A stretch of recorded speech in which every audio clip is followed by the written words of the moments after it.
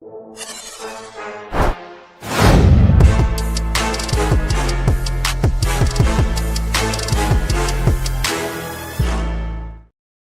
Nation After Dark begins now. Well, what else is there really to say? 2 games in LA, 2 games down in this series, and the LA Kings have just thoroughly been the better team. Stuart Skinner, another tough outing for him. Calvin Pickard fared no better, gets sniped on his first shot against the boys. Down 2-0. The good news, it's not a series until you lose on home ice. Or is that just loser talk? We will unbox all of that tonight on the show as the Oilers lose 6-2 in Game 2, allowing 12 goals against in 120 minutes of hockey. Hello and welcome to Oilers Nation After Dark, presented tonight by our friends at Pepsi, because as the puck drops for the playoffs, Pepsi is making a bold statement, changing its iconic cola color to orange. Pepsi is igniting hockey spirit among Edmonton fans as the city turns orange with this exclusive limited edition cola. 2,025 bottles will be given out to fans throughout Edmonton during the 2025 playoffs. To celebrate the launch, they've paired up with NHL Hall of Fame Edmonton Oilers goaltender Grant Fuhr. If you're in Edmonton, follow Pepsi Canada on Instagram. Find out where to get your hands on this limited edition Oilers Pepsi and enjoy the 2025 NHL playoffs. If it keeps going like this, you better get your hands on that Pepsi pretty quick, because the 2025 playoffs, once again, not a series until you lose at home, but tough one tonight, Zach Laing. I am joined by my co-host, news director, writer here at Oilers Nation. Zachary, we said before we did anything, might have to do a couple of these.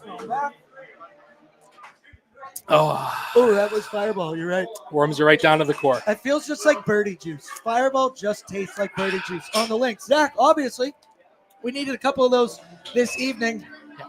Things were few and far between to cheer for this evening. Initial vibe check. How you feeling? Yeah, if I were the Edmonton Oilers, I simply would have just won this hockey game. We talked about it in pre-gaming, right? Like, it was really important for them to try and find a split here in LA, and they weren't able to do so. I don't want to be like overly critical and overly doomsy here, but they just seem a little bit out of it right now. Like, there wasn't really a whole lot. I thought they had a good first period, but they didn't really bring it in the second or the third. And, you know, even when the Oilers got the first goal to kind of get back into it a little bit, you know, it kind of was like, okay, here we go. Like, you know, they were in this position in Game 1, and now all of a sudden they're here again in Game 2, and they just couldn't quite find a way to kind of get it going in that third period.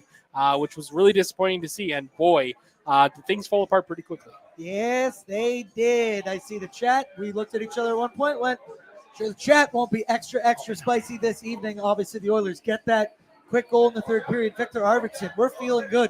The vibes here inside Greta are starting to pick up. Also, they have special surprises after every single Edmonton Oilers goal, kind of similar to what Zach and I just threw down right there.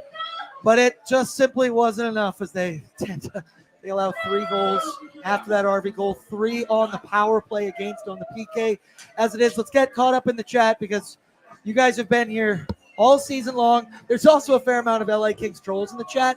We're in subscriber mode, so thank you for the subscriptions. And hey, let's keep it clean in the chat. We welcome the trolls. We do. Love to talk shit back and forth. Let's keep it respectful. ELE. Kicking it off, Dirk says, I think we should fire Knobloch, the GM, president, get a new goalie, and then swap out half the team. So that's how you know the fan base is handling this very well. Soups, what is this? Year 9, wasted of McDavid, should have been a dynasty. Talking about being doom and gloom. Hey, I'm not, once again, not a series till you lose at home, but I do understand the frustration. Dalks, good news is we are trading for a goalie.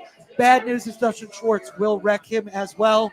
Don't worry, we got Devin Dubnyk about to join us on the show as well to break down an evening that wasn't, I will say. James, also loving that we won't have to pay Bush much for a re-sign. Shit is horrendous. Percy, at least positive, says, got to lose 2 to win in 6. Oil in 6, baby. Connor Brown, games 3 and 4 are easy Oiler dubs. Southpaw, Kane for not playing so long was fantastic and so strong on the puck. Tammy, our queen, she's in and says, I believe. We've also got some super chats. Reminder, they're all in support of the Ben Stelter Foundation, a cause incredibly near, incredibly dear to all of our hearts do awesome things for cancer research and families dealing with other family members that have that horrible disease. This is from pre-gaming.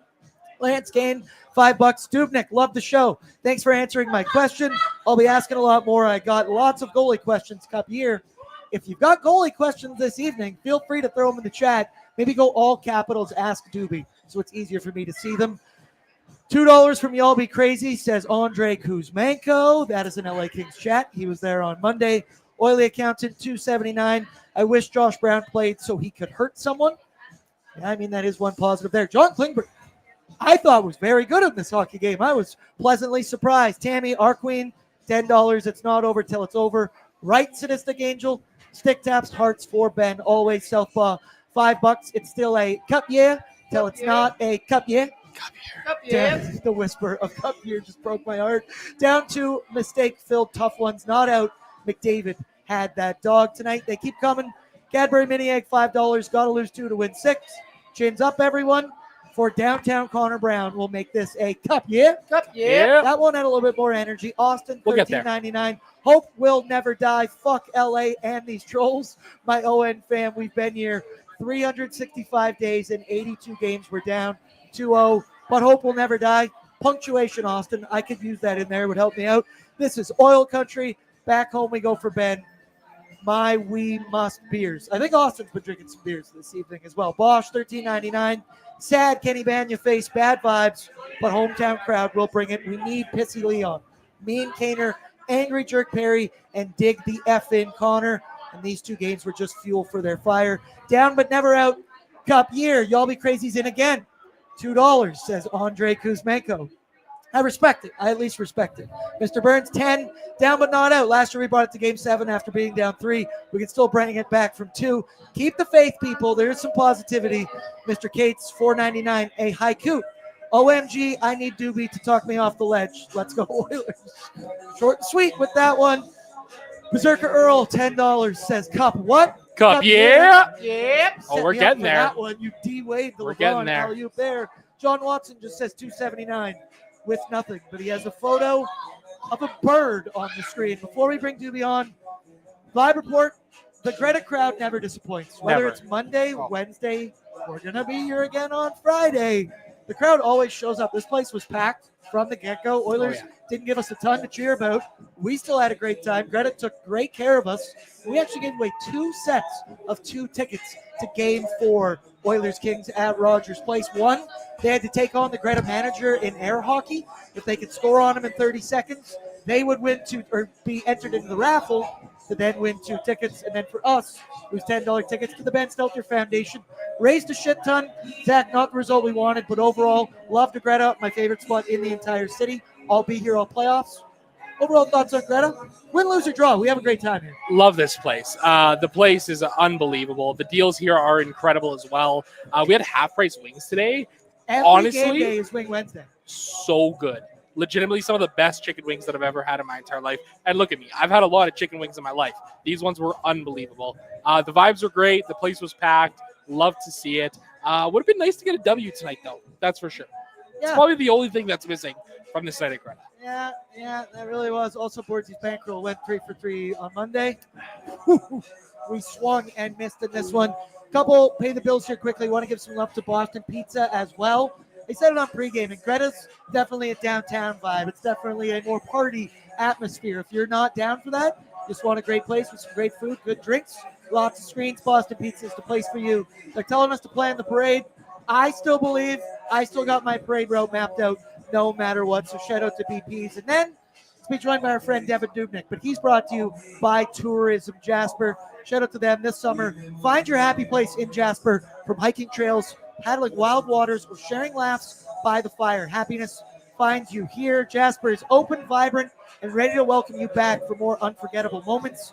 Drive over, play outside, soak up the fresh air, enjoy some food and drink, and maybe even stay up late, because your best summer memories aren't behind you. They're waiting for you this summer in Jasper. Plan your trip at jasper.travel/summer. Let's bring him in now. A man who he's working overtime today. Oilers Nation every day. Ask Doobie, pre-gaming, post-gaming. It's 11 o'clock here in the Mountain Standard Time Zone, so I know it's past midnight. for you, Dubes. I apologize that you keep having to join me after losses here for the Edmonton Oilers. Text you sent me after Monday night was, "This was gross." The text you sent me tonight was very similar. Said, "This was gross." Doobie, initial vibe check, vibe report on whatever that was, a beatdown from the LA Kings.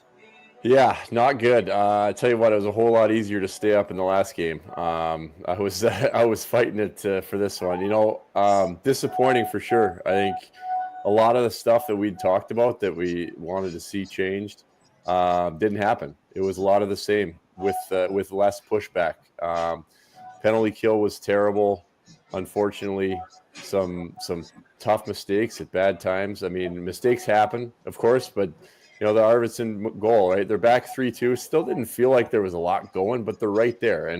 And with Connor and Leon, you're within 1 or 2, you got a chance. So definitely within 1. It doesn't matter. You could have nothing, and they can put the puck in at any point in time. So that 4-2 goal really hurt. But mistakes are going to happen. And the thing I don't like is the response.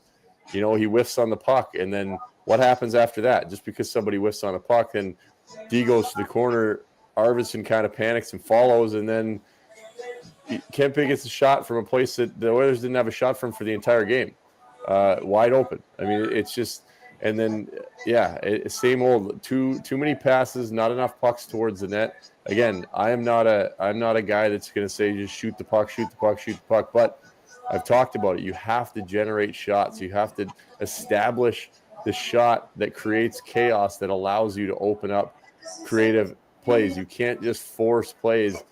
And then, again, penalty kill power play is just, the penalty kill's bad.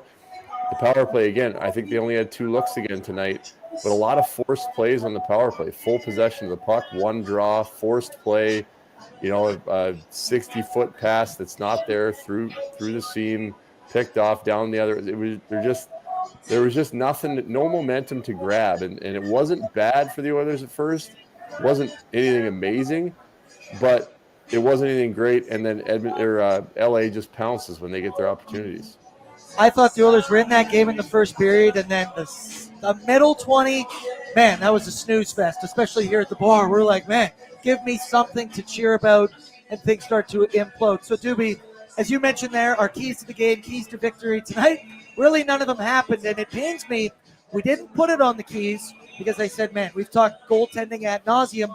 I apologize because I don't want to make this solely a goaltending segment, but Stuart Skinner, kind of the situation, gave us no choice tonight. He allows 5 goals on 28 shots, finishes with an .821 save percentage. He actually gets yanked in the third period in replacement for Calvin Pickard. Then, as I mentioned, Calvin Pickard gets knifed on the very first shot against. I mean, I don't think it mattered who was in the goal this evening. For Stuart Skinner as a whole, this chat, all over him. I have been called a Stuart Skinner defender all season, which I have been. I believe in the guy. He's a local guy. It has been a roller coaster all season. Tonight, another tough one because the team in front of him not necessarily doing a ton of favors. There's 3 power play goals against. Then the Quinton Byfield one, allowed to go in one-on-one against Stuart Skinner. I'm very curious how you felt about how Evan Bouchard played that one. My opinion, hanging his goaltender out to dry. Just curious, Doobie, overall thoughts on Stuart Skinner this evening. What'd you think of the mustache tonight? I got to be honest with you. I did not mind his game tonight. And I'm always going to lean positive towards the goalies. But in all seriousness, I did not mind the way Stuart Skinner played tonight. I talked about it being important, showing confidence. I thought he looked more confident than he did in the first game. Similar to that third period, I thought he was making a lot of good saves. And then again, you're going to revisit the goals, okay? Let's be really nitpicky on these, just so that, because there was 5 and 6 the previous game. But the first goal, it's a great pass across. I'd like to see. I think he might have lost it a little bit underneath. I think it was Wallman that went down. I think he might have lost it for a second underneath because he doesn't really reach out as much. He doesn't get a super strong push. But again, we're talking about cross crease one-timers, grade A+ chances. So I think he loses it. But just like to see maybe a little bit more of a reach here. Again, I'm being nitpicky. Go to the second goal. This is the one we can talk about. This is what I don't understand. Is the way Bouchard played this. And Nurse, Nurse gets lost in the wall here. He kind of just stops playing right here. This is and Byfield goes right by him. Now stop. And this is just not how you play defense. This is a breakaway for no reason with a backdoor decoy. I get that you have to play the pass a little bit, but you have to pressure this guy. That is completely unnecessary. A guy on his strong side to bring the puck to the middle of the ice, take a breakaway, makes a great shot. This is definitely one, again, when you're giving up 6 and 5, you can't just say, well, you had no chance. Well, you had no chance. This is one that I'd like to see Skinner come up with. It's a great shot. Don't get me wrong. I think Bouchard played it extremely poorly. You have to put some pressure on guys. Guys are too good. They're just too good. If you let them walk in untouched with their head up and a chance to put it, they're going to make their shots. And I just would like Skinner to read that number 2 is in front of him, was going to leave and maybe take a step out there. But it's just not a good play. But again, going through the goals, okay, the third goal is a ridiculous bounce off the boards. I don't even know how that came out. It came out 100 miles an hour. Nobody's stopping this ever. It still doesn't make sense to me watching it, how the puck bounces out the way that it does off of this shot. But that's bang, bang. There's nobody stopping that. By the time he turns his head, it's in the back of the net. All right, go to the fourth goal, the Arvidsson whiff. And again, it's the recovery off of the whiff. So he whiffs the puck. And then the D-man goes to the corner to get it. And Arvidsson, obviously, he's kind of caught off a little bit because he did whiff it. But he then jumps to the corner instead of just taking a breath and recovering back to the slot. I mean, that's Leon's goal there. Sorry, this is the Oilers' goal. Yes, that's all right. So Arvidsson, now you got your 3-2 game. Arvidsson whiffs in the zone, and instead of recovering back to the slot, he kind of panics here. Now you got 2 guys fall to the corner. Look at the ice. Look at the ice. It's wide open. And like I said, Kempe gets a shot. He's one of the best scorers on their team from a place that no Oiler had a shot for the entire game, and he doesn't miss. And then we have a horseshit call on Byfield, puts the Oilers back in the penalty kill. And if you go over this goal, like I watched Darnell Nurse on this penalty kill on this 5th goal, it's not good enough.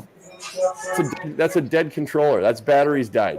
You went down in a shot block and your controller died. You got to do something. Again, if you don't pressure guys, they're too good. Like as he comes over here, that's not good enough. You're a shooter tutor. You're a pro edge, whatever they're called now on the ice that the guys work on. You're just there. And these guys, I mean, ridiculous pass, but these guys work around that. He's got to work harder, and guys got to be aware the PK was just not good. But right here, I'd like to see Nurse just, what are you doing here? You got 74 in the net. You don't need 74 and 25 playing goal. Be a defenseman. And I mean, again, that's just picking on the PK because it was not very good. But what's he going to do there? That's his 5 goals. So you can rip him apart all you want, and the stats aren't good. But I did not mind his game tonight at all. Which one? The Byfield one that he went bar down? Yeah, it's take a step out, make a save, but he's got a backdoor decoy. So I don't know. I'm not sitting here saying, yeah, I feel great, and yeah, I'm super pumped about the goaltending right now. But I'm not going to sit here and watch that game and rip Stuart Skinner apart on that performance because it just wasn't good enough in front of him. Doobie, I've been getting roasted all season long for, yes, Stuart Skinner, you'd like him to make that big save against the Byfield there. Hey, your Vasilevskis, your Connor Hellebucks are going to make that save. We know, especially this season, that isn't Stuart Skinner's game, and I just have a hard time with the way this team's played in front of him for the majority of the season, I will say. Now, he hasn't been great as well either, but I have to say sometimes in this chat, like Shocker, the goalie is sometimes dependent on the play in front of him. We talked about Evan Bouchard before Game 1, needing playoff Bouch, and that's both offensively and defensively. You cannot be tentative. You need to get into these scrums. You're not the most physical guy in the world, but you got to at least attempt to do it. On that goal there where he just lets Byfield skate in, that message that sends to Skinner, the rest of the team is, I literally don't give a fuck, is what that says in my opinion. I'm going to let it, you're on your own, and that's just kind of selling your goaltender down the drain. Thank you. I think the chat need a little bit of Stuart Skinner once again. I had some of my buddies, Dubes. I made them listen back to our conversation after Game 1, and they were still just like, nah, Stuart Skinner sucks. There's sometimes just nothing you can do, but once again, it wasn't great. Here's the thing with Skinner, and I think why people don't like it's easy to pile on him is that he doesn't have. He's a very stiff goaltender, right? He's very positional. He's very boxy. So he doesn't get you don't get the split saves. You don't get the big movements, and he doesn't really break out of his structure a lot. So I think fans just want to see like something, do something crazy at some point and make that save. And I think that's where that rhetoric of he doesn't. We want him to make a big save. Well, a lot of his saves that are big saves don't look like big saves, but just something where you're not just boxy in there. Even if they would have gone in anyway. I think that's what people get frustrated with. Is it kind of feels like the same thing over and over. And that's just partially because that's the way he plays and that's what his game looks like. And for the Edmonton Oilers too, like we could talk about the goaltending and the penalty kill and stuff like that, but the power play really just hasn't been going for the Oilers here. 0 for 5 through the series so far. They've looked really disjointed. They haven't been getting the quality looks that we're so used to seeing from this power play. In your eyes, Devin, like what do you see going wrong with this power play right now? Well, yes, right now the power play to me was okay last game. They definitely showed the glimpses of what we're used to with just the constant rotation of players and kind of the chaos and the seam passes tonight. Again, obviously they're not getting a lot of looks, but tonight a lot of forced plays, just unnecessary forced plays that it absolutely kills momentum. And I'd like to you watch the Kings power play, right? And I'm not saying I want the Oilers to mimic the Kings power play. They got better players on it, but it's boom, boom, shot at the net, pass, shot at the net. And this creates the chaos. It creates confusion. So I'd like to see more of that from Edmonton where you have to, again, I keep going back to it. You have to establish a shot. It doesn't mean you have to walk down the wall and take a shitty shot on the net, but pass, bang, drive the net, rebound off the boards, chaos. Guys get out of position. They get turned around. They get lost. Okay, maybe now it's the cross seam back across the seam, backdoor tap in. But the LA Kings are too good defending, both 5-on-5 and on the PK, to just expect these passes to show up. Even though the players are great, the guys are in position. They're able to defend it. You have to create the confusion and the chaos and get them out of position because otherwise LA is too good and they're just not there. And then they end up forcing it. It goes back down the other way and all the momentum's gone.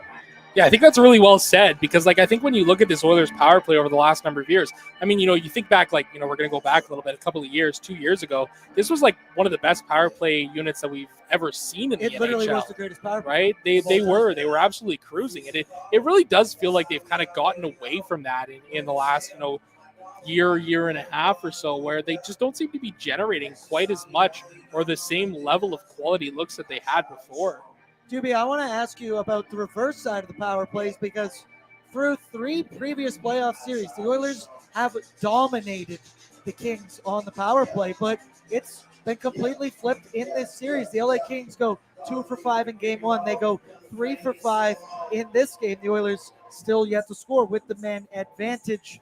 Some of the calls this evening were justified. The Evander Kane one to start the game. You talk about having too much juice, too much energy, too much adrenaline. Well, he just drills. I think it was LaFerriere hitting the boards. Go, yep, you can't do that one. The Oilers subsequently get scored on. Kings obviously finished 3 of 5. I do think, and I'm going to get roasted online if we clip this and do it all the time, I do think through 2 games there's been some weak calls from the Stripes in this series. Now, I will say, at least consistently weak through 2 games, but we've been sitting here at the bar going, man, is someone going to remind these guys that it is the NHL playoffs? I thought the Trent Frederick hooking call, I think it was soft as absolute baby shit. The Rico roughing call, I don't like that. It's the NHL playoffs. And then Vasily Podkolzin gets a 10-minute misconduct for giving a little slash. I get it. He gave 2. But I'm curious your thoughts overall. The Kings power play, obviously, it's been the number one thing I'd say so far in this series. But your thoughts on some of these calls, or am I just in full-blown loser talk right now? No, I agree 100%. We talked about it last game. The Hyman call was terrible. Wallman call in front of the net, terrible. Both bad penalties separately. Never mind to put a team down 5-on-3. Those aren't calls in the playoffs. And again, you can't use it as an excuse for when you're the Oilers. Like, you got to kill the penalty, but it's a 3-2 hockey game. that call on Adam Henrique is awful. I mean, when you see the guy go down and you think, oh, something must have happened, and they show the replay, he grabs around the back of his head, and one of the Quentin Byfield, big strong boy, like probably one of the best athletes on the ice, goes down like he was shot, and he didn't. There was no hit. He reaches around the back of his helmet and pulls him forward, and he gets a roughing penalty in the playoffs. It's a 1-goal hockey game. Now Edmonton has to go kill it off, but it's 4-2, and the way this one was going, that just seemed to be like wind out of the sails immediately after that 4-2 one. And so I think that's a terrible call. And it's interesting watching this because it's like the exact reverse of what it's felt like every other series. So what you think of the previous years, it was like every time Edmonton got a power play, it was like, oh shit, here we go. And even if they didn't score, it was absolute mayhem. And it felt like LA was hanging on for dear life every single power play. Now it's the exact opposite. Every time Edmonton gets a penalty, you're like, holy shit, Edmonton is hanging on for dear life. And I would say even when they don't score, that doesn't seem to exist when they don't score. The only times they didn't score, I think, tonight were when it was because they took another penalty to even it up. But LA is the one snapping it around and feeling like they're, even if they aren't scoring, they're about to score on every play. It's crazy how it's completely opposite of what we're used to seeing out of this series and out of the Oilers, and it has to change. It has to change. It has to fully flip the other way. The PK has to start killing penalties, and the power play has to go, or it's just it's not gonna happen. Chris Knobloch had a quote. I read it today earlier on pre-gaming that he said, "Hey, this year with the Kings PK and the way they look, we might not dominate the special teams battle the way we have in years previous, but we would like to win it, and it tends to be whoever wins that battle ends up winning the game or winning the series." Before your next question, we got some more super chats in here. Steven, $2 says, what goalie wins us that game? He's on your screen right now. Shout out to him. Then get this.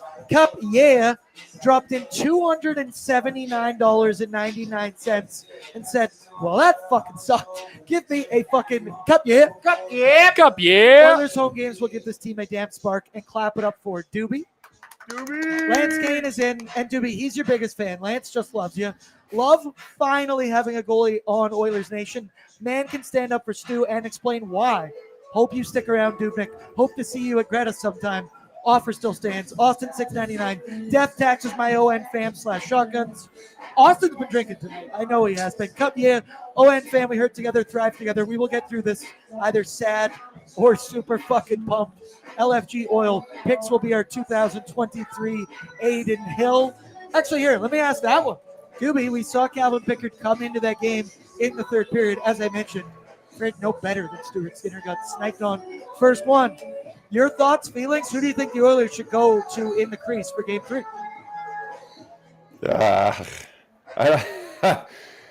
Listen, it's tough. We should make a poll.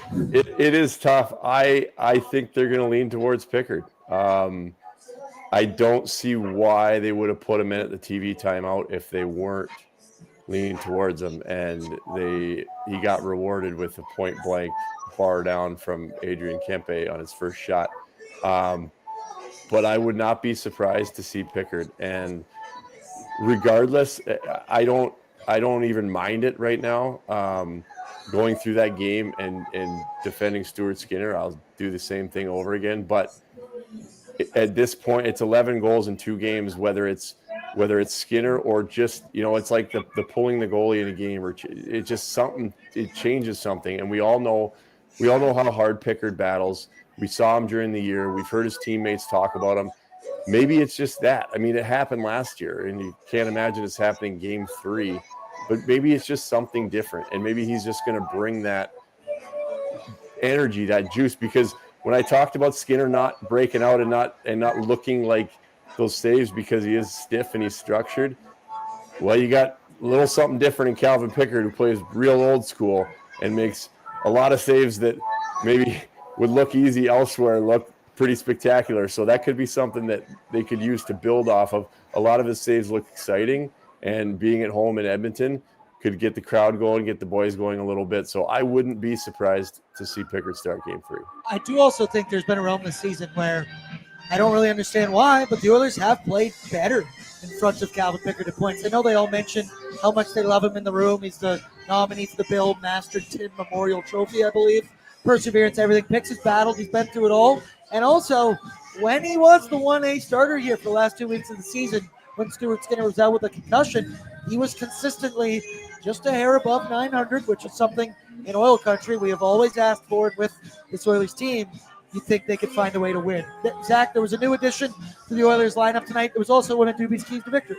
Yeah, absolutely. Want to ask about Evander Kane and even a little bit beyond that too, just kind of the depth of this team beyond that top line. Evidently the top guys weren't really going tonight. 2 shots for Draisaitl. He had the nice goal there, 2 shots for McDavid. Perry didn't have much going.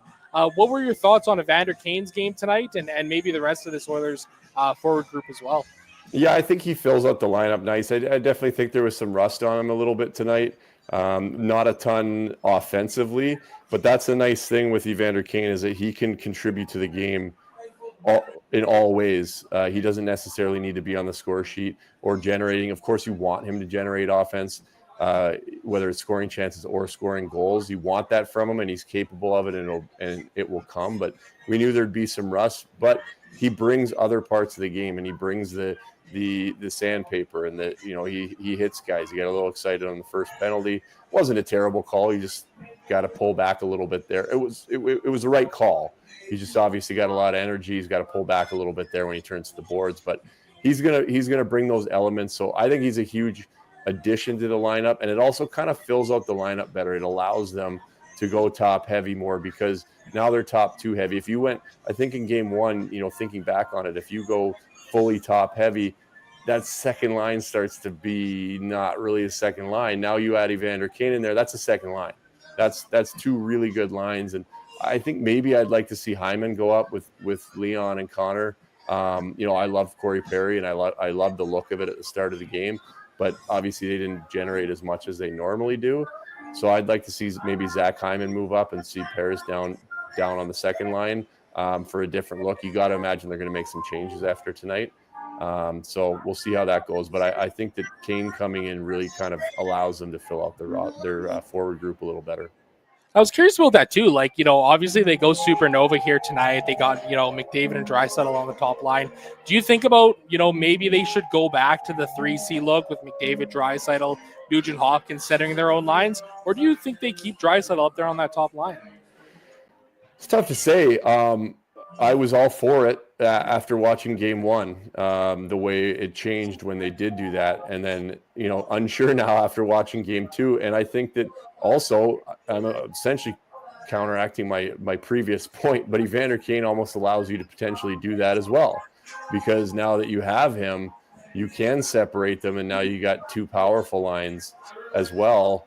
And, Nuge is so versatile, right? He can be a third line center because he's good defensively and he's responsible. He can also put the puck in the net. So Nuge can slide up and down. You don't have to lean on him for offense. So he does slide in nicely as a third line center, and you still have, so you can split them up. Whereas I think in game 1 without Kane in the lineup, I found when you split them up, it felt watered down and it just didn't feel like there was enough on each line. But I think with Evander Kane now, it's a potential that they could revisit splitting up Connor and Leon. I liked what I saw from Evander Kane tonight. He was obviously very jacked up, had a lot of that adrenaline going, takes that first penalty, and then he was just kind of everything you thought he would be, planting in that blue piece, trying to make life hell for Darcy Kemper, and then getting in each and every scrum. Did love seeing Drew Doughty and Kaner chirping at each other. That's when you know everything is right with planet Earth once again. Doobie, thank you for joining us this evening. I know it's late out for you in the Central Time Zone. You're not going to be joining us Friday night. I know you've got some prior commitments. We will miss you, and I'll have some questions for you ready on Sunday, getting ready for Game 4. Devin Dubnyk, we love you. We appreciate you. And this chat needs you, brother. Like, we need you in here because I see it left, right, and center here. Everybody going, okay. Thank you, Dubnyk, for talking us off the ledge a little bit, but I do think there is a realm. It's not Stuart Skinner's fault necessarily we're losing, but I could definitely see Calvin Pickard getting the start. So does the YouTube chat. We made a poll. 77% of the vote as Calvin Pickard starting game 3. Spicy. Devin Dubnyk, former Edmonton Oilers goaltender. Thank you very much for joining us, Doobie. Hit the bed. Go to bed now. Go to sleep. And we'll talk to you on Sunday. Sounds good. Thanks, guys. Appreciate it. Doobie. He's great. He's fantastic, eh? Oh, man. Just really helps calm you down after a night like that. If I told 10-year-old Bordzy that he'd be hosting a post-game show for the Oilers from the bar with Devin Dubnyk, I'd be like, what happened? What, you made some Who would have serious thought, changes? Who would have thought? Not me. Not Look at me. us. Not Look at me. us. Who would have thought we'd be here? So, shout out to Pepsi as well. Reminder, they're going to be with us all playoffs long. Shout out to the Orange Pepsi as well. Patrick, do we really want to do the scoring summary?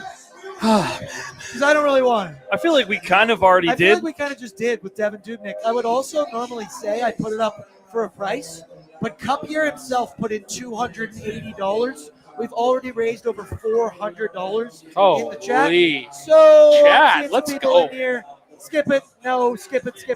But it's brought to you at least by Greta Bar Yank, my favorite spot in the entire city. Where we are? Win, lose, or draw. We have an awesome time down here at Greta every single night. Zach, Bordzy? cheers. Drinks Cheers. are still cold. Food's still fantastic. Oh, so It's good. half off wings Oh. every single Oilers game day. It's Wing Wednesday for every Oilers game. That's fantastic. Come on down. We gave away 2 sets of 2 tickets to Game 4 Sunday at Rogers Place. It's the best spot to be in the entire city. Yours truly going to be here all playoffs long. The Oilers lose. They lose 5. They lose almost at 6-5. Whoops, that was game 1. They lost 6-2 in this hockey game. Stuart Skinner gets yanked. Darcy Kemper. And he was good in this one. He stopped 24 of 26 for a .923 save percentage. Let's go now. Let's just get into it. The good, the bad, and the early. Brought to you by Oodle Noodle. Could sure use some emotional support to Oodle Noodle right now. And you could do that at home by getting on their app. Download it today at the Google Play Store or the App Store. And you, once you sign up, you get 1,500 customer loyalty rewards points, which is actually $15 in real value. There, you got a Tokyo Glaze on the staff. Tough one. If you guys have goods, if you have booms and dooms, I'm going to need them this evening because it's a little down here at the bar right now. But once again, not a series till you lose it on. Pat, hit it for me. The good. I just simply went with Leon Draisaitl, owns the LA Kings. He finds a way to score again in this hockey game, which now means he has 19 career playoff goals in 20 career playoff games against the LA Kings. Supernova wasn't the way you would have liked it to look tonight. I had Leon 2 points. I had Connor 2 points. Neither of those hit. The good, Leon continues his goal-scoring prowess. He's now also on a 16-game point streak in the playoffs against the LA Kings. Absurd. He owns LA. He is Hollywood. He is. Just incredible. It's ridiculous to see that kind of a production against him. And, you know, for as much as Draisaitl's been tremendous too, like McDavid has too, like 40 points in 19 games coming into tonight. It was a little surprising to see him held off the score sheet tonight. I was a little surprised. Like that top line kind of really seemed to struggle to get it going. And I think even beyond that too, like just something I've been thinking about here, like I actually liked the start to this game. Like I actually did. Like it felt like even after the first period, you know, you're down 1-0. Yeah, okay. Power Like play goal against. power play goal against, it deflects off a nurse, it takes a weird bounce. I thought they were still in it, and it just felt like as this game kind of went on, like obviously, yeah, LA's scoring and the Oilers are struggling to get much going, but it just felt like their game just kind of kept getting knocked down. Second period, there was just nothing going on consistently. It was the opposite of what we saw in game 1, and in terms of you know where the strengths were in the period. So yeah, I don't know, man. Gonna need them to really step up. And the good thing is, Draisaitl, as you mentioned, he owns LA, and coming home to Edmonton here tonight, or Friday night, I should say, it's gonna be huge for this team. Connor and Leon, they looked a little angry tonight. They were vocal as well. So you do, it was mentioned in the chat, some people want to see some more pissy Leon. Yeah, I think Friday night, they were motivated in this one, but I think we're going to see some fired up 29 and 97. I posted this on Twitter tonight during the game. The Oilers need to up the muck it up per 60. They need to up the muck it up. But see, Up the muck. up the muck. I like that. Ooh.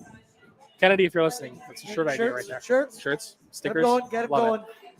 But to play devil's advocate to myself here, like with the way these penalties have been called, like I can understand why they've kind of been staying out of this a little bit, right? But like these first 2 games, it hasn't felt like playoffs against the LA Kings the way that it has in the last couple of years, where it's these greasy, grimy, after the whistles, there's lots of scrums going on. There just hasn't really been that this year. Like we're missing that fire. It feels like the Oilers are really missing that fire right now. And Zach, I hate to say it, but we've been missing that fire all season long. It has been talked about ad nauseum on the show. The Oilers' lack of pushback, fight back. Yeah. They were very bottom in hits in the NHL this season.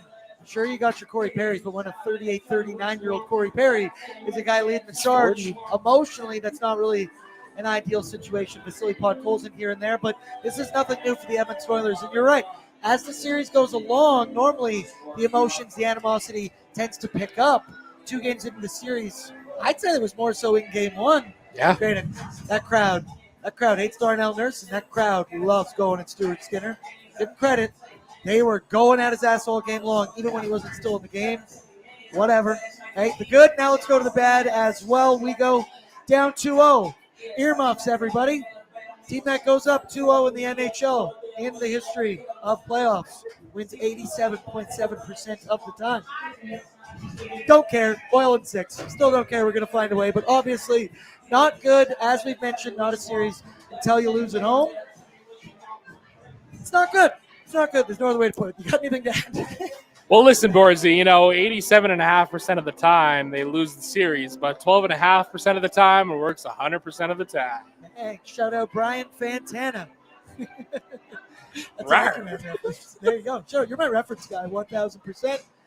With good comes bad, with bad comes oily, and we went with this. Just the Evander Kane return in general. Producer Brett Holden is behind the scenes. Producer Patrick Puff on his 4th show of the day. What a legend, by the way. Hey, clap it up for Pat. Chat, let's show him some love tonight. Come Brett, you're here as well. We were very, very excited to see the return of Evander Kane. He told us he was skating pain-free, which was vastly different than last season, where he had a laundry list of injuries by the end of the year. What'd you think of his debut? It was kind of everything as advertised and what we predicted. Would be very fired up. Took an early penalty. Oilers got scored against. After that, started to settle in. And, hey, it's going to take him a couple games. The problem is, I'd only have a couple of games. Yeah, I wasn't too impressed considering that we were sitting here going, he's going to have a bunch of adrenaline. He's going to be ready to go. He had that first penalty, and I think that first penalty kind of sat there and went, oh, man, like, what can I really do? So kind of handcuffed him a little bit there. And to be honest with you, I looked at Zach and went, did Clark kind of turn into that a little bit there with that first penalty? Either way, it looked like a guy who was trying to get his feet back underneath him. Got rocked a couple times, threw a couple hits as well. Not as impressive as we needed him to be, but again, it's his first game in, 10 months? We'll see game 3 with the hometown crowd, a little bit behind him as well. Just, again, not too impressed. Here's another one I want to bring up, another power forward that missed every single regular season game for the Edmonton Oilers when he was on the team, but Trent Frederick in the chat. Wayman. That's a hilarious photo. Shout out Workaholics. Great reference. Bench Frederick put in Jay Skinner. Once again, I don't think Frederick was anything special in this game.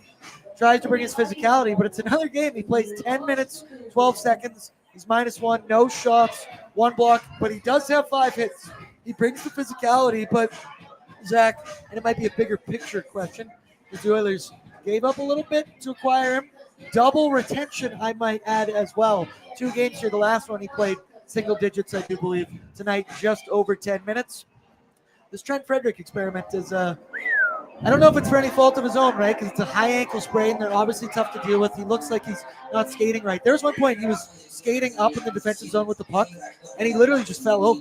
His ankle just rolled in like Steph Curry on itself, and I went, that's not a good sign. Thoughts on Trent Frederick through 2 games in the playoffs? Love him as a player. Love the idea of Trent Frederick. I know what he could do.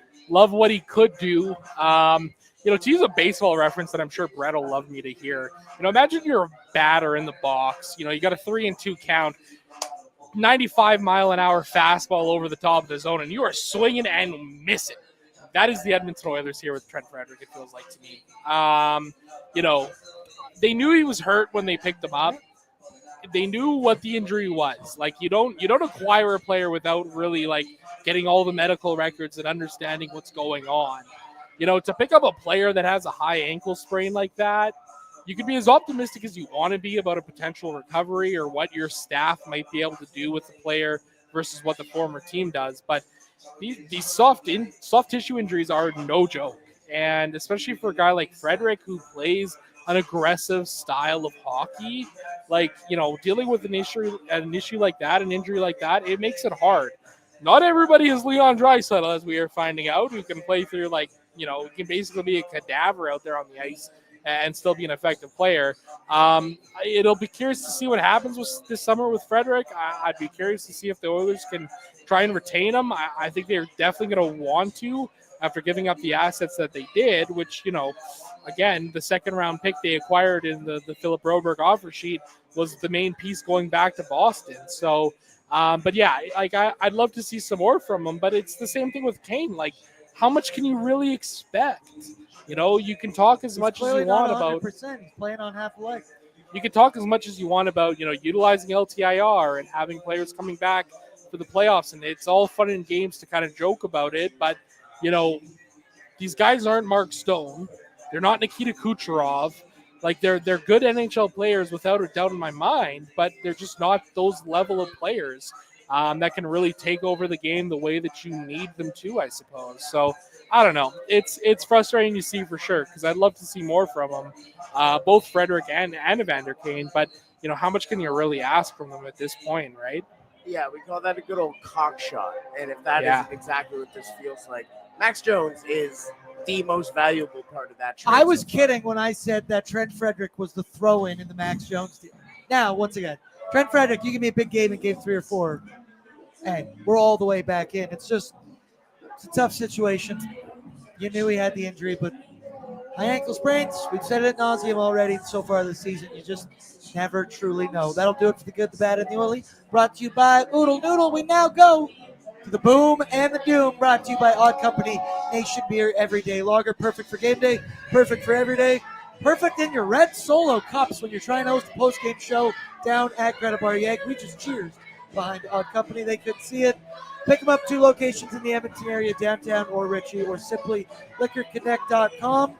We got trolls in here. This is where we pay an homage to the Costco guys. You throw in who brought the boom. You throw in who you thought brought the doom in this hockey game. Zach, you're my guest. What do you think brought the boom? We'll start positively. The fact that they're coming home to Edmonton, not even a player, not even anything, just an enigma of the Edmonton Oilers returning to Edmonton. I got a very big boom for you, and one, a dude that whether rightfully or not, and then once again, we make jokes here. I've been ripping on him pretty much ever since he became an Edmonton Oiler. John Klingberg, and tonight, John Klingberg coming back from injury looked like John Klingberg of old. We mentioned on pre-gaming, he brings the playoff experience. That was his 64th career NHL playoff game, much more than Josh Brown. Josh Brown in game 1 played 4 minutes and 54 seconds. Tonight, Klingberg played 18:48, had an assist, 3 blocks, 1 shot. I thought he was very noticeable out there, and he did look like a veteran that was able to calm things down with the puck on his stick. Kind of few and far between to pick booms tonight in this one, but I'm going to go with John Klingberg. We said on pre-gaming I expect 7 to 9 minutes time on ice for Klinger. He had 18:48. So shout out to Klingberg. Bert, you got a boom? I do, actually. And sans the misconduct, Silly Pod Colson. I thought him and Harvey were for a fourth line. Bring the boom, you might say. Very solid fourth mix. line, but just one of the few guys throughout, ever since that game turned into a 6-2 game, I looked at Zach and went, I want somebody to show that go down without a fight. Don't go down without a fight. And Vasily Podkolzin, again, got the softest 10-minute I've ever seen in my life. Almost as soft as his one that he got in the last LA Kings game. But a guy who, again, just went out there and actually showed some pride for the crest that was on the front of his jersey, not the name in the back. It was just, again, I know there's very few and far between, and it was just kind of pulling and pushing and whatever, but again, I needed somebody to show that they gave a shit tonight. And even though that he did have that misconduct, he was out there for that goal. It looked like it may have been talked about. Actually, I think he got a secondary assist, if I'm not mistaken, as well. So I'm giving my boom to Vasily Podkolzin. He is on the score sheet as well. I also like this one, positivity for Mason. Hopefully they'll win next game. It'd be nice. Fuck yeah, dude. Fuck yeah. That would be I totally nice. agree. That would be sick. I'm all the way back in. High five if you got a doom for me in this hockey game. Ooh, probably the special teams for me, really. Like that was disappointing. You know, they give up 3 power play goals against on 5 attempts. You know, the power play themselves goes 0 for 3. It just was an absolute struggle bus on either ends of the ice. You know, we talked about it all with Doobie earlier. Again, tremendous guest. Absolutely unbelievable to have him on the show. So good. Yeah, Dubnyk gets a boom. Oh, man, yeah. Honorary boom performer of the night, Devin Dubnyk. But yeah, for me, like the doom is definitely this special teams for the team. The power play looks terrible. The power play looks off. It's been just really ugly all year long. I just want to mention Ryan as he's in the bar, I believe right now. He says Greta is popping off. LOL. Jeff Skinner. I wish I was at Greta. They got J. Cole bumping right now. Like 911 in White Neighborhood. I got no shame about it. You people got to get down here Friday night. It's still not a full Nation watch party event. Brett, we're going to be down here. Bunch of the Nation crew. Captain Felton is going to join me on pre and post game. He's going to be in the bar on Friday. He's going to the game on Sunday. So that will be very, very exciting. Hate this one. Let's do Bordzy's Bankroll, brought to you by Bet365. Download the app today because whatever the moment, it's never ordinary. Want to get on the action this Stanley Cup playoffs at Bet365? They got you from game props to player props, totals, and the money line.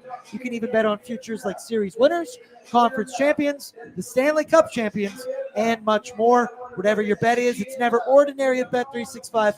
Download the app and get in on the game. An official partner of the Stanley Cup playoffs. Must be 19 or older. I hate what we're about to do. So, Pat, let's just get it over with. Connor McDavid, 2+ points. Big fat red X on that one. Darnell Nurse, 2+ shots. I hate that crowd. And it's on the loop. Oh, He's no. just kicking me in the dick 3 times right there. Darnell Nurse, 2+ shots.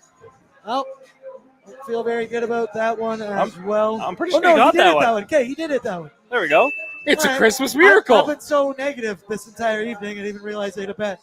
And normally I bet them all separately and parlayed. I didn't bet that one separately. It's just not my night. It just wasn't it. And then Leon got 2+ points. I hate that sound. He was 1 point away. Plus 140. 1 point It away. doesn't happen. Tough one. We went 3 for 3 in game 1. Go 1 for 3 at least. It's not a full strikeout. Brett, your spider was done instantly. Yeah, I had Leon first goal scorer, so You turned to me and went, it's already over. yeah, no, it was, and none of my other ones that independently I put down hit. So rough night for the boy, but it's okay. We bounced back in 3. See, I was on Back that. on Friday. I was on that top line parlay, right? Dude. 2 points for McDavid, 2 for Draisaitl, 1 for Perry, and literally just before the Draisaitl goal, I looked at you. I was like, wow. That was an absolute waste of $10 tonight. And then Draisaitl scores, and I looked at you and I was like, "We're back, maybe not a waste of $10." It was a waste of $10. They always call me Captain Comeback in baseball. They didn't. They call me Pappy. But either way, game 3 is going to be for all of us, boys. Live bet the comeback, folks. Yeah, I didn't do it tonight, but I was feeling a little bit confident. Any final things we have not touched on? Let me check my sheet. Oh, want to give some love to Wilhock Beef Jerky because only the finest tasting meat products earn that Wilhock name. Zach, we've had a couple drinky poos tonight. I wish I had some Wilhock beef jerky. Couple Jager bombs, couple here, couple there. Jager bombs. I could Jager really bombs. use some Jager Wilhock bombs. Beef Jerky. You can get it exclusively out of their Leduc location. For more information, go to wilhockbeefjerky.com. Jerky, sausage, other products. You can tell I'm like trying to hold back a burp right now because I just chugged that beer down a little bit. Any final message that we haven't touched on yet? Anybody in the chat? Anything? Pat, Brett, anything we haven't touched on? No That mas. sucked. No That mas. sucked. Sucked. That sucked. I just wanted to. I wanted to see the team go down without a fight, and I didn't see it. And I think Doobie kind of mentioned it as well, where it was just once the game was out of touch, 29-97, weren't skating anymore. It was like, all right, Let's get our ass back on that jet and let's go home. Like I wanted to see a little bit more of a outside of, again, Podkolzin. I keep going back to Podkolzin's misconduct. It was nothing. Like it was such a soft call, but He like still, did one whack and then a different whack, yeah, and then like just skated back. And Just game management. It was bullshit, is what it was. Yeah. Like, once again, not why No the Oilers fight. lost in that because of that one or anything No. like that. They've been outplayed, but again, it's the playoffs. Like, it's the playoffs, right? Playoffs? Think about playoffs? Can't even win a game. Also, one I got to give love to, our new sponsor, Garage Superstore. I need these people in my life. Garage upgrades and accessories made easy. They've got everything you need to organize, transform, and maximize your space. 6 full-size garages, walk-through wheel setups. They've got storage solutions, cabinets built for ultimate organization, Traeger grills, outdoor living. Garage Superstore is the place to go. Shop online or in store. 3407 Calgary Trail Northwest, garagesuperstore.ca. So I guess look ahead Friday night, game 3. That's must win. We are officially in must win territory, can't lose territory. Yeah. There also was a really, really good chat in here from Bella. Shout out. She was on the nation vacation. Love you, Bella. She said, the odds of the Oilers forcing game 7 in the Stanley Cup final last year were even lower, but it's not over until it's over. It's just the optimism I need as we wind down this post-game show. Zachary, confidence level heading into game 3. You know the Oilers are going to be highly, highly motivated. There's going to be some energy. That crowd is going to be fucking rocking. Greta Bar Yang is going to be rocking. If you don't have a ticket, come on down here. Expectations in game 3, and it's fair to say, without a doubt, must win. Well, listen, folks. We're getting the LA Kings away from the harmonicas. Yeah, We're getting them away from the harmonicas. That's got to count for something. It's always a different barn playing in Edmonton. It's always different playing in Edmonton.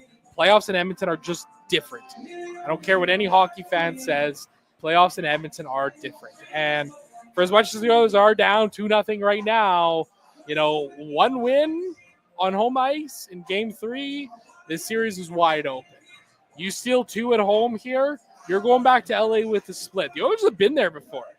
The Oilers have had to go back to LA with a series split, and they found a way to do it before. So, again, key to the game for game 3, key to the game for every game that you have me on, Bordzy, just win, baby. Hey, Zach, Brett, Pat, what's that slogan that's been at Oilers Nation for like as long as I can ever remember? It's 4 simple words, and it says, Hope will never die. Goddamn fucking right it will. That's it for us on Oilers Nation After Dark. Also, for all the trolls, I love you. I appreciate you. Throw down your courtesy like on your way out. And hey, we'll be doing this dance all over again Friday. Brett and I will be live here from the bar. Greta, come on down if you don't have any plans Friday night. This place is going to be packed. Oh, it's I got a group of 12 of my buddies coming for a birthday, and Bordzy's mom is going to be in attendance on Friday night with my 2 brothers. Oh! It's a family affair. Love it. Shut it over there. I love you all. No, Bordzy's mom's a great lady. I love you all in the chat. I appreciate you all, Zach. You as well. Thank you for pre-gaming and post-gaming with me. Patrick Puff for doing Daily Face-Off Live, Oilers Nation every day, pre-gaming with Bordzy, and Oilers Nation After Dark. Clap it up. Clap it up, That's chat. beyond the Triple Crown, And brother. also, I want to give a shout-out. I don't know if Pat wants me to do this, but his girlfriend's been sitting here the entire time. Yeah. Shout out to her because she has to deal with this as well. Part of the ON fan, baby. Love you all. Throw down your courtesy One link of on us. the way out. One of us. Must One win of on us. Friday night. Catch Oilers Nation every day tomorrow, 12 Mountain Standard Time, as we break down the game that wasn't this evening. Sleep tight. Good luck. And I think we're going to have another beer before we head out of here. Love you all. Peace out. Sleep tight. Cup, yeah!